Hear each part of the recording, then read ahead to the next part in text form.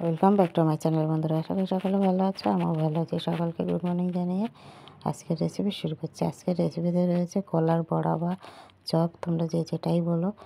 আমি এটাকে কলার বড়াই বলছি। আমি এটা দুটো কলা নিয়েছি আর ছোট্ট একটা আলু নিয়েছি, সেদ্ধ করে নিয়েছি। আর দিয়ে দিলাম রসুন কুচি, পেঁয়াজ কুচি, লঙ্কা কুচি, ধনেপাতা। এগুলো সব একসাথে মেখে নেব। ভিডিওটা স্কিপ না করে দেখার অনুরোধ রইল। আর যদি ভালো লাগে বন্ধুদের মধ্যে শেয়ার করে দিও। তো কলাগুলো ভালো করে আমি চটকে নেব। কয়েকদিন হয়ে গেছে কলাগুলো আনা হয়েছিল, তা কোনো কারণবশত খাওয়া হয়নি। তা খোসাগুলো না একটু পেকে পেকে উঠছিল, হলুদ হলুদ হয়ে যাচ্ছিলো। তার জন্য ভাবলাম যে এটা তরকারি করে লাভ নেই, আর ফেলে দেবো। তাই জন্য এই রেসিপিটা তৈরি করে খেলাম, তো অসাধারণ লেগেছে। আমি দেখো দিয়ে দিলাম কর্নফ্লাওয়ার আর দিয়েছি কিছুটা ময়দা। তোমরা ময়দার পরিবর্তে বেসনও দিতে পারো। আমি এটাতে ময়দা ইউজ করেছি, যেহেতু এটা একটু নরম নরম হবে তার জন্যে। তো যাই হোক, ভালো করে সবগুলো আমি মেখে নিয়েছি। আর এইভাবে তোমরা কোনো দিন কলার বড়া করে খেয়েছো কিনা কমেন্টে জানাবে। আমি কিন্তু কোনো দিন করিনি, আমি আজকে নতুনই করছি। তো অসাধারণ হয়েছে খেতে।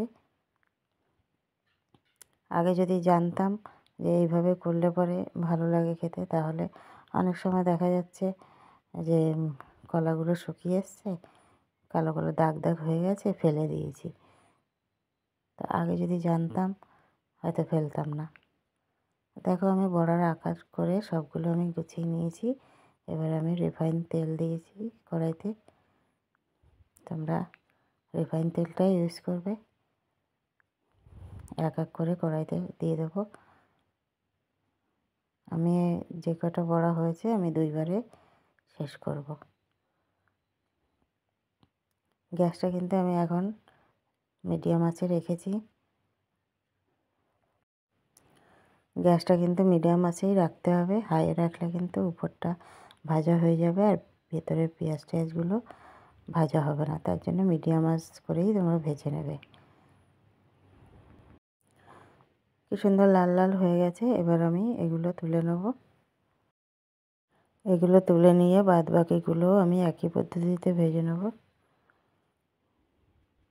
আর তোমরা যারা আমার চ্যানেলটি সাবস্ক্রাইব করেছো অসংখ্য ধন্যবাদ। আর যারা আমার চ্যানেলে নতুন, সাবস্ক্রাইব করে পাশের বেল আইকনটা প্রেস করে রেখো। এরকম নিত্য নতুন ভিডিও আপলোড দেওয়ার সাথে সাথে নোটিফিকেশন পৌঁছে যাবে তোমাদের ফোনে। তো দেখো, ভাজা সবগুলোই আমার হয়ে গেছে। এবার নিয়েছি টমেটো সস সাথে। সন্ধ্যাবেলার টিফিনে এসব হলে ব্যাস জমে যায় খাওয়াটা।